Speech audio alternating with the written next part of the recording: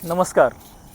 आज ये माँ गंगा के किनारे ये खिले हुए कास के फूल जब अचानक से आप देखते हैं, ऐसा लगता है कि जैसे आसमां जो है धरती पे उतर गया हो।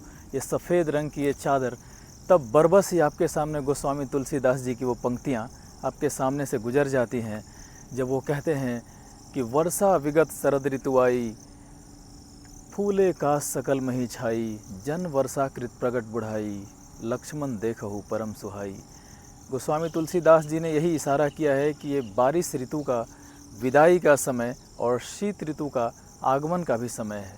और इस तरीके से ये जो कास के फूल कुछ इस कदर मनोहारी दृश्य यहाँ पे पेश कर रहे हैं कि आप यहाँ पे आकर इनसे अनछुए नहीं रह सकते हैं। तो ये समय है शहर की व्यस्त ज़िंदगी से थोड़ा निकल कर और थोड़ा यहाँ आकर थोड़ा ठहर कर इन कास के फूलों को निहारने का, इनको देखने का, और बरबस ही आपके मुंह से जो है गीत और कविताएं फूट पड़ेंगी, क्योंकि ये मनोहारी दृश्य हैं। ये धरती जो है कि नर्तन का समय है। ऐसे में जब मैं इनके बीच में कुछ समय बिताया तो चंद पंक्तियां जो है मेरे सामने, मेरे कलम से होकर सामने आ गई। और वो पंक्तियां हैं रेत के इस ढेर पर कुछ काश के ये फूल, हैं रेत के इस ढेर पे कुछ काश के ये फूल, हवा में झूलते लहराते इठलाते आकाश से ये फूल।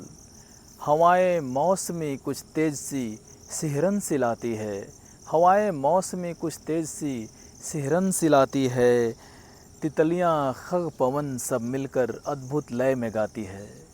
हैं रेत के इस ढेर पे कुछ काश के ये फूल, बदलावे ऋतु बयां करते भादो मास के ये फूल। जैसा कि आप सुन भी सकते हैं कि एक अद्भुत सा एक आवाज़ है, वो किसी एक का नहीं है। इसलिए मैंने कहा है तितलियां खग पवन सब मिलकर अद्भुत लय में गाती है। और कविता की अगली पंक्तियां आपके हवाले में समर्पित करता हूं कि आसमां, अगर आप इन फूलों को देखें तो आपको क्या लगता है, आपकी कल्पना के घोड़े कहाँ तक दौड़ते हैं। मैं कुछ इस कदर सोच पा रहा हूँ कि आसमां जैसे खुद उतर आया हो ज़मीं पर, आसमां जैसे खुद उतर आया हो ज़मीं पर, नर्तन करते बादल जैसे बारिश की आखिरी नमी पर। आसमां की कड़कती बिजलियां जैसे ठहर गई धरा पर, आसमां की कड़कती बिजलियां जैसे ठहर गई धरा पर, हवा में मादक होती तितलियां जैसे भूल गई हिलाना पर। ये वो मौसम है जब बरसात शीत की ओर चलता है, ये वो मौसम है जब बरसात शीत की ओर चलता है, खगों का दल झुरमुटों से जरा ठहर कर निकलता है, हरे भरे दरख्तों से धरा का मन मचलता है, नदी भी जल समेटे लय पकड़ होके मुकम्मल निकलता है।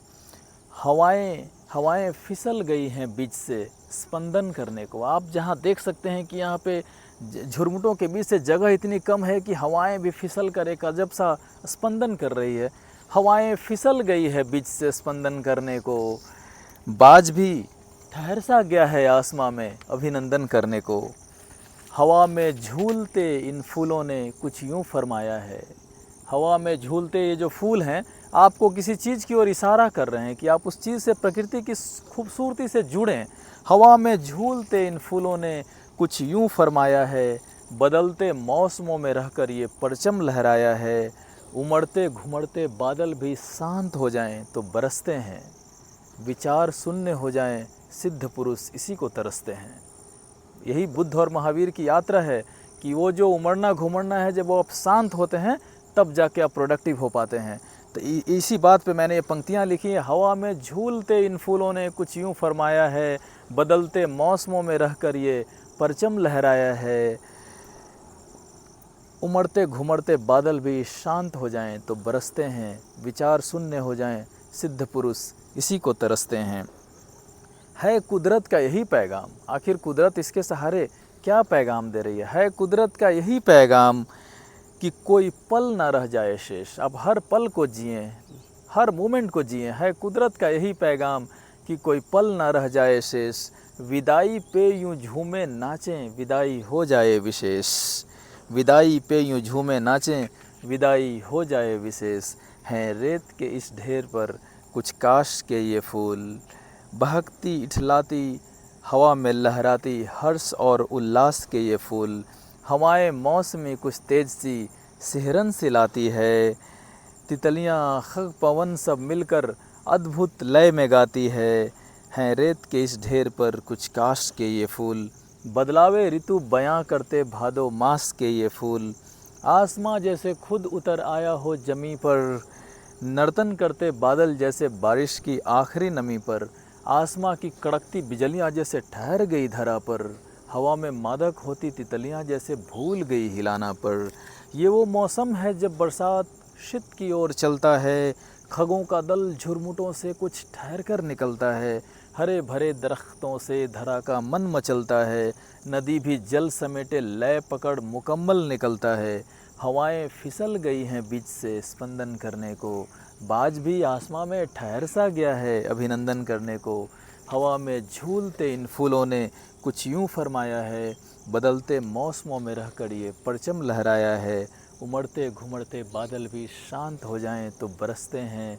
विचार शून्य हो जाएं, सिद्ध पुरुष इसी को तरसते हैं। है कुदरत का यही पैगाम कि कोई पल ना रह जाए शेष। विदाई पे यूं झूमे नाचें, विदाई हो जाए विशेष। हैं रेत के इस ढेर पर कुछ काश के ये फूल। हवा में झूलते बहलते और धरा पे टहलते आकाश से ये फूल। हर्ष और उल्लास के ये फूल। बदलावे ऋतु बयां करते भादो मास के ये फूल। तो ये कविता जो है प्रकृति की सुंदरता पे मेरे मुंह से निकला है और कलमबद्ध हो गया है।